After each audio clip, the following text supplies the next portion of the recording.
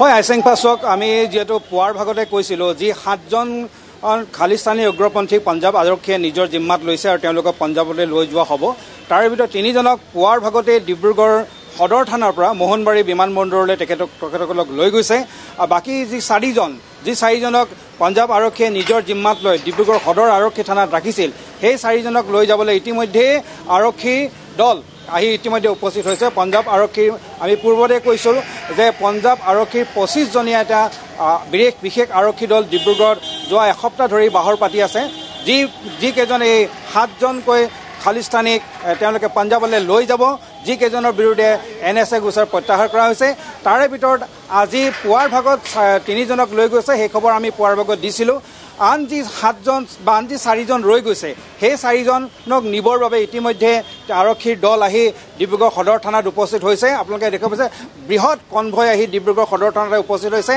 আৰু পঞ্জাব আৰক্ষীৰ যি বৃহৎ দল 25জনীয়া যি বৃহৎ দল, সেই আৰক্ষী দলো আহি ইতিমধ্যে ডিব্ৰুগড় আৰক্ষী সদৰ থানাত আহি উপস্থিত হৈছে। আৰু বাকী যি 4জন আছে তেওঁলোককো লৈ যোৱা হ'ব।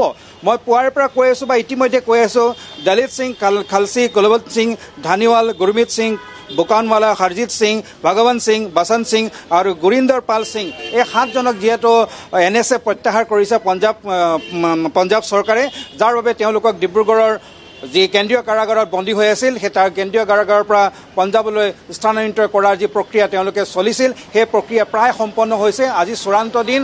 যিহেতু আমি জনামতে অহা 22 তাৰিখে তেওঁলোকক পঞ্জাৱৰ আদালতত হাজিৰ কৰিব লাগিব, গতিকে আজি যিকোনো প্ৰকাৰে তেওঁলোকক পঞ্জাৱলৈ লৈ যোৱা হ'ব।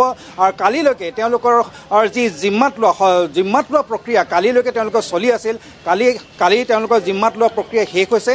আৰু আজি তেওঁলোকে ডিব্ৰুগড়ৰ পৰা পঞ্জাৱলৈ যিটো প্ৰত্যাৱৰ্তনৰ যিটো প্ৰক্ৰিয়া, সেই প্ৰক্ৰিয়া আৰম্ভ হৈছে।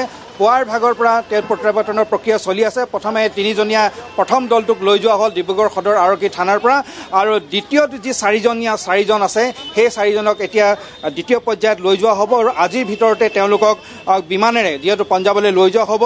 আৰু এই ক্ষেত্ৰত আপোনালোকে দেখা পাইছে ডিব্ৰুগড় সদৰ থানাৰ কটকটীয়া নিৰাপত্তা ব্যৱস্থা গঢ়ি তোলা হৈছে, যে কোনো লোকে যাতে ইয়াত অনাহকত যাতে প্ৰৱেশ কৰিব নোৱাৰে, তাৰ বাবে সম্পূৰ্ণ ব্যৱস্থা কৰা হৈছে।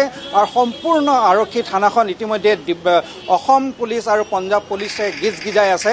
আৰু যাৰ পৰিপ্ৰেক্ষিতত এতিয়া ইয়াত ব্যৱস্থাখিনি কৰি থকা হৈছে। প্ৰত্যাৱৰ্তনৰ প্ৰক্ৰিয়া চলি আছে, যথেষ্ট জটিল প্ৰক্ৰিয়া, কাৰণ তেওঁলোকক যি বাণিজ্যিক প্লেনত যি লৈ যোৱা হ'ব, সেই বাণিজ্যিক প্লেনৰ যথেষ্টখিনি ক্ৰাইটেৰিয়া থাকিব। কাৰণ 7জনকৈ কয়দীক লৈ যোৱাটো আচলতে মুখৰ কথা নহয়, যিহেতু NSA গোচৰৰ কয়দী, গতিকে তেওঁলোকক সুদূৰ পঞ্জাৱলৈ লৈ যোৱা হ'ব। তাৰ বাবে বহুখিনি বিধি ব্যৱস্থা আছে, আৰু বহুখিনি বিধি ব্যৱস্থাৰ মাজৰে আচলতে তেওঁলোকক লৈ যোৱা হ'ব। তেওঁলোকক একেলগে লৈ যোৱা হ'ব নে ভাগে ভাগে বেলেগ বেলেগ বিমানত লৈ যোৱা হ'ব, সেইখিনি কথা অৱশ্যে নিৰাপত্তা খাতিৰত কোনো ক্ষেত্ৰতে আচলতে প্ৰকাশ কৰা হোৱা নাই।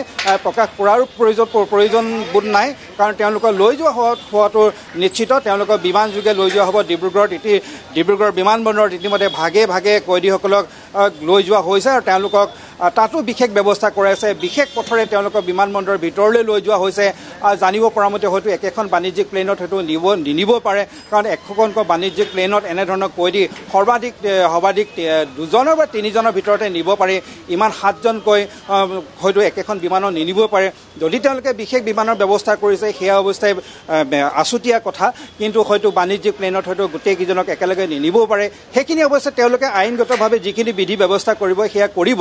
কিন্তু ডিব্ৰুগড়ৰ যি 10জন কয়দী আছিল, খালিস্তান সমৰ্থিত যি ৱাৰিছ পঞ্জাৱৰ যি সদস্যসকল আছিল, তেওঁলোকক ইতিমধ্যে 7জনক যি লৈ যোৱাৰ কথা আমি আজি প্ৰায় 3-4 দিনৰ পৰা আমি প্ৰতিদিন টাইমৰ দৰ্শকক কৈ আছোঁ। আৰু সেয়া আজি চূড়ান্ত দিন আহি পালেহি। আজি 7জনকৈ ব্যক্তিক দিয়াটো লৈ যাব।